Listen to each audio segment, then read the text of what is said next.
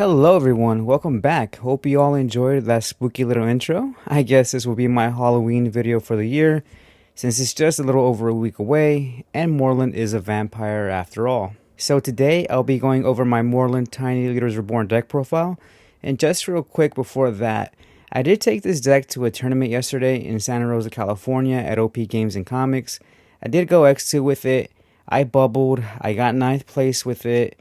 Almost got that top 8 slot, but it is what it is. That's just more motivation for me to fine-tune the deck. Alright, with that out of the way, let's get to the deck list. So, I played Morlun Devourer of Spiders, obviously, as my commander. And if you don't know what he does, for X and 2 black, you get a legendary creature, vampire villain, that's 2/1. That states lifelink. Morlun enters with X +1/+1 counters on him. When Morlun enters, he deals X damage to target opponent. So the name of the game, the name of the game with this deck is basically try to get Morlun as pretty beefy as you can, and then you bring him out, you do X damage. Hopefully that's a substantial amount. You gain that much life. You try to keep your opponent at bay. You try to refill your hand. You try to basically board wipe your opponent's creatures, you spot removal their problem creatures, and so on and so forth. So that's just basically the name of the game. And to help me do that, I played 4 creatures. I played a Crypt Rats. Then we have Dark Confidant, Orcish Bone Masters, the best black creature in the game in this format. And then we have a Walking Ballista.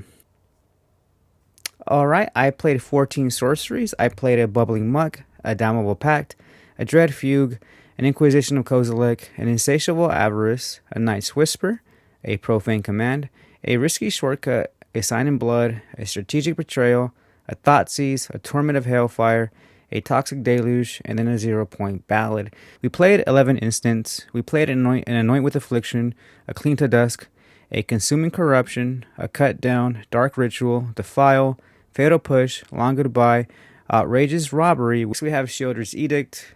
Then we have Skeletal Scrying. For artifacts, I played one. I played an Everflowing Chalice, and then I played the Meat Hook Massacre as my only enchantment.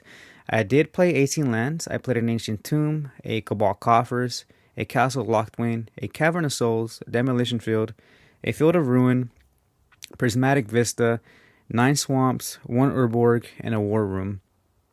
Alright, for my sideboard, I had a Blood Chief's Thirst, Chainer's Edict, Come Back Wrong, Crypt Incursion, Ghost Vacuum, Gloom, Innocent Blood, Malicious Eclipse, Nile Spellbomb, and Suffer the Past.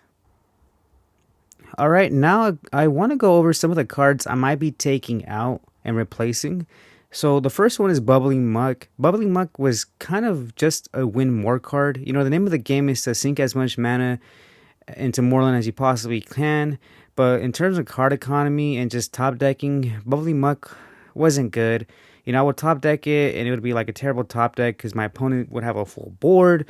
I'd much rather have a draw card or a board wipe. So yeah, Bubbly Muck, definitely gonna take this out. I would every game I just side decked it out, and yeah, this is much better options. And then a couple of cards that are a little surprising that I might take out are both Torment of Hellfire and Profane Command. Again, really good in the late game, but if your opponent has ways to counter and play around it, you have to know what you're doing with these cards. You just can't, fire them off. So yeah, I'm gonna be taking these out. Most likely, we'll see. Maybe I should, play better with them. But yeah, as far as my instants go, Consuming Corruption was pretty good actually. I felt like it overperformed. It was really great in this deck. The fact that you play mostly all swamps and Urborg means that you basically could take out almost everything, provided they don't have hexproof and protection and all that and whatnot. But it takes out a lot of stuff. Plus you're getting a lot of life in the process. So I definitely like this card. Outrageous Robbery the jury's still out on this one because I didn't get to play it. It never came up. I never drew it in any of my games. So yeah, the jury's still out on this guy. Everflowing Chalice really didn't come up either. But I did draw it. But a lot of the times I much rather have played something else besides sink a lot of mana into it, because I had to answer my opponent's immediate threats. So yeah, might be taking this one out as well. We'll see. As far as lands go, everything was okay. Everything was pretty decent. Yeah, those were like basically the changes that I see that I'll be making. All right, so that just about does it for this video. But before I go, I would like to ask you guys for input on this deck. I would love to hear any and all suggestions and recommendations. Any spicy tech you might think of. Any feedback is very much appreciated. All right, that does it for the video. I hope you all enjoyed, and I'll see you on the next one.